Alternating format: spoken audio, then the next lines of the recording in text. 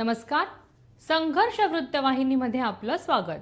घेऊया ठाणे आणि आसपासच्या परिसरामधील घडणाऱ्या महत्त्वाच्या घडामोडींचा आढावा.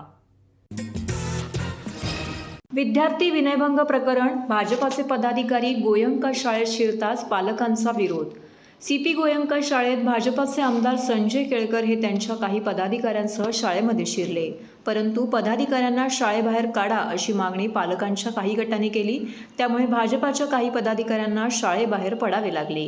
सीपी गोयंका शाळेत भाजपाचे आमदार संजय केळकर हे त्यांच्या काही पदाधिकाऱ्यांसह शाळेमध्ये शिरले, परंतु पदाधिकाऱ्यांना शाळेबाहेर काढा अशी मागणी पालकांच्या काही गटाने केली.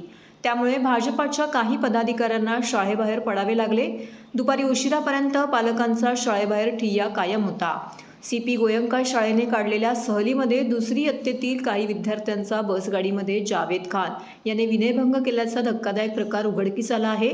या घटनेच्या निषेधासाठी आणि शाळेच्या व्यवस्थापन विभागावरती कारवाईच्या मागणीसाठी पालक सकाळपासूनच शाळेबाहेर जमले होते. पालकांचे शिष्टमंडळ आणि शाळा विश्वस्तांची बैठक सुरू आहे. दुपारी भाजपाचे आमदार संजय केळकर काही पदाधिकाऱ्यांसह शाळेमध्ये शिरले. पालकांना शाळेबाहेर रस्त्यावर उभे राहून आंदोलन करावे लागलं. त्यामुळे काही पालकांनी नाराजी व्यक्त करत पदाधिकाऱ्यांना बाहेर काढण्याच्या सूचना पोलिसांना केल्या. त्यामुळे पदाधिकाऱ्यांना शाळेच्या बाहेर पडावे लागले.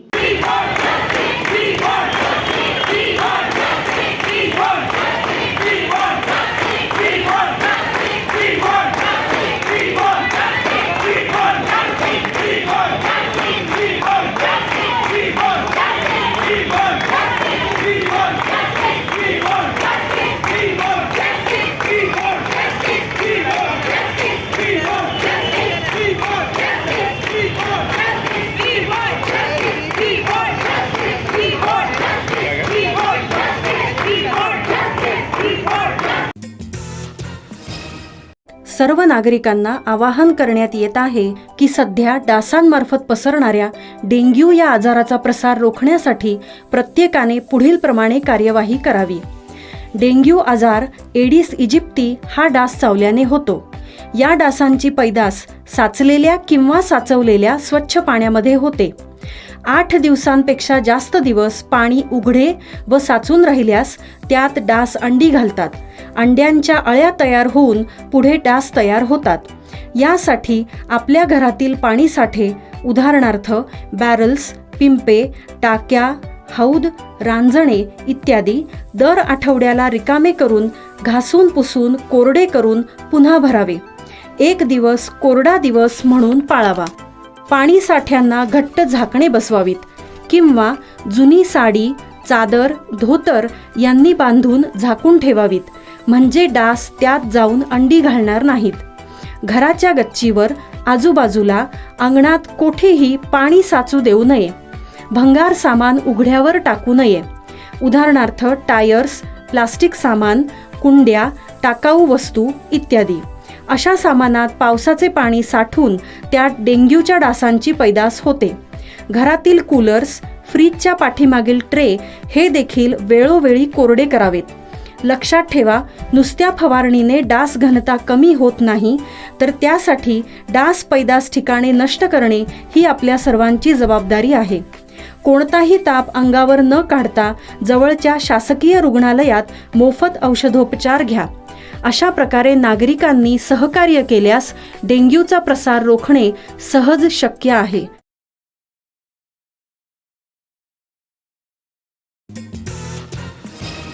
ठाणे महानगरपालिकेच्या राजीव गांधी वैद्यकीय महाविद्यालयाचा MBBSचा विद्यार्थी आकिफ रेशमवाला यांनी राज्यस्तरावरती प्रथम येत महाराष्ट्र आरोग्य विज्ञान विद्यापीठातून सुवर्ण पदक मिळवलं आहे. आकिफला जनरल मेडिसिन या विषयात सुवर्ण पदक मिळाले आहे. तो महाविद्यालयातही प्रथम आला असून प्रसूती व स्त्रीरोग आणि बालरोग या विषयात त्याला विशेष प्रावीण्य मिळाले आहे. आकिफ रेशमवाला याला महाविद्यालयातील पहिल्या वर्षापासून विशेष प्रावीण्य मिळाले आहे. पहिल्या आणि दुसऱ्या वर्षी त्याला महाविद्यालयीन स्तरावरील सुवर्ण पदक मिळाले होते. MBBSच्या पहिल्या वर्षी तो राज्यातून 5वा आला होता. 4ही वर्षात त्याने अव्वल शैक्षणिक कामगिरी केली आहे. MBBSच्या 4थ्या वर्षी त्याला 75.78% गुण मिळाले आहेत. आकिफ मूळचा मुंबईचा असून आता त्याने नीट PG या प्रवेश परीक्षेच्या तयारीवरती लक्ष केंद्रित केलं आहे. जनरल मेडिसिन या विषयातील सुवर्ण पदक मिळाल्याने खूप आनंद झाला. परिश्रमाचे चीज झाले. अशी प्रतिक्रिया आकिफने व्यक्त केली आहे. तसेच राजीव गांधी वैद्यकीय महाविद्यालय आणि छत्रपती शिवाजी महाराज रुग्णालय येथे मला खूप शिकायला मिळाले. शिक्षकांनी केलेल्या मार्गदर्शनाचा अभ्यासात पदोपदी उपयोग झाला. त्यामुळेच मी जनरल मेडिसिन या विषयामध्ये सर्वोत्कृष्ट करू शकलो आणि महाविद्यालयाचा गौरव वाढवू शकलो, असंही आकिफने यावेळी म्हटले. नियमित केलेला अभ्यास, रुग्णालयात वरिष्ठ डॉक्टरांसोबत काम करताना मिळणारा अनुभव याचा फायदाही आपल्याला झाल्याचं आकिफने सांगितले. TJSB सौर शक्ती कर्ज, गो ग्रीन, करा वीज बिलावर बचत. आकर्षक व्याजदर, 84 महिने परतफेड कालावधी, 80% लोन, व्यावसायिक आणि उद्योजकांकरता सुद्धा. अधिक माहितीसाठी तुमच्या जवळच्या शाखेला भेट द्या किंवा संपर्क साधा. 1800-223-466 आणि 1800-266-3466.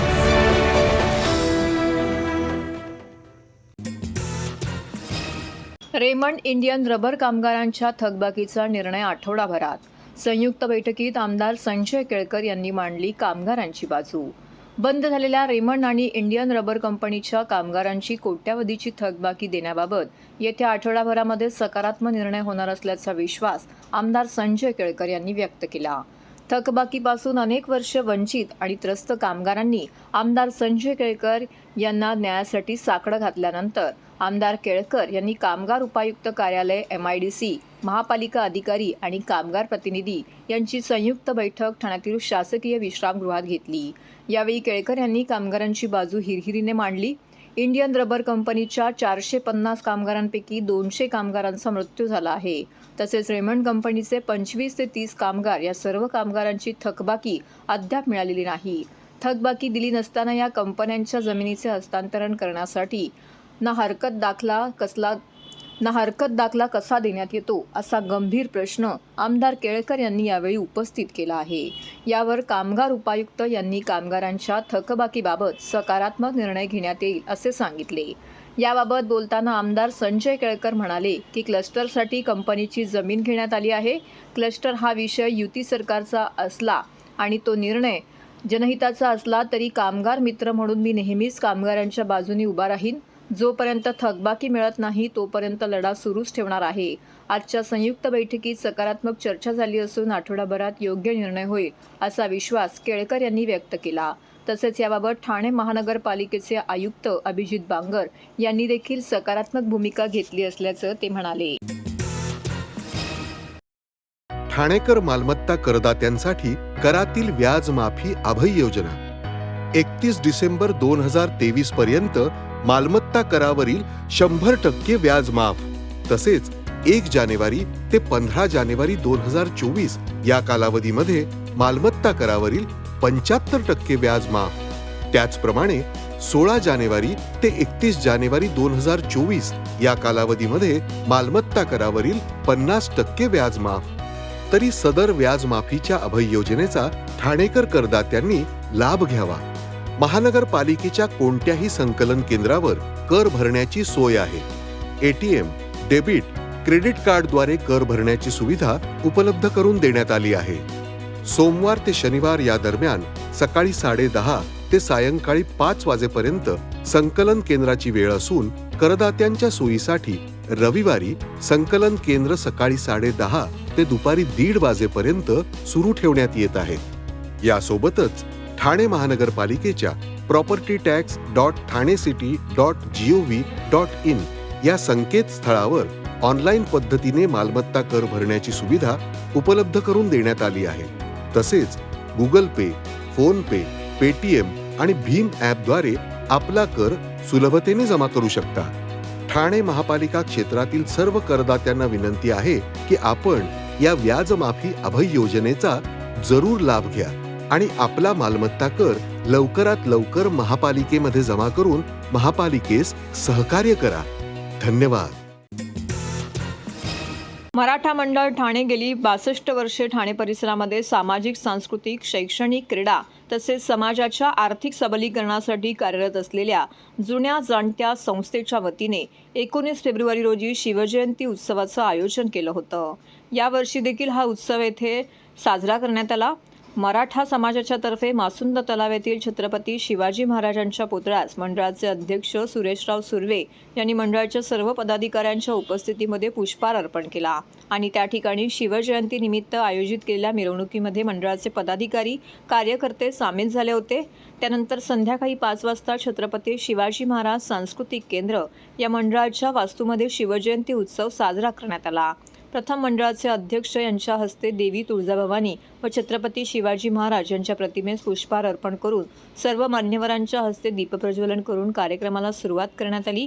सुरुवातीला शिवकन्या कृष्णाई फोंडके या 7 वर्षाच्या चिमुकलीने शिवरायांचा पोवाडा सादर केला. त्यानंतर रिदम आणि रागा या संगीत अकादमीच्या कलाकारांनी हिंदू नृसिंह प्रभो शिवाजी राजा, तुळजाभवानीचा गोंधळ तसेच शासनाचे महाराष्ट्र गीत सादर करून छत्रपती शिवाजी महाराज यांना संगीतातून मानवंदना दिली. त्यानंतर मुख्य कार्यक्रमात सुरुवातीस मंडळाचे सरचिटणीस राजेंद्र साळवी यांनी प्रास्ताविकात मंडळाच्या वाटचालीची माहिती दिली. त्यानंतर ते म्हणाले की या भारत देशावर परकीयांनी 300 वर्ष आणि इंग्रजांनी 125 वर्ष राज्य केली. याची अनेक कारणं असतील, मात्र सर्वात मोठे आणि महत्त्वाचं कारण आहे ते म्हणजे आपल्यात असलेला ऐक्याचा अभाव. मात्र 18 पगड जातींना एकत्र आणून आपण सर्वांचा पराभव करून हिंदवी स्वराज्य निर्माण करू शकतो हे छत्रपती शिवाजी महाराजांनी दाखवून दिले. आपण सर्वांनी हा आदर्श जपायला पाहिजे, जोपासायला पाहिजे असे यावेळी त्यांनी म्हटलं. तर हे होतं संघर्ष वृत्तवाहिनीचं आजचं बातमीपत्र. उद्या पुन्हा भेटू याच वेळी याच ठिकाणी ताज्या घडामोडींसह. तोपर्यंत नमस्कार.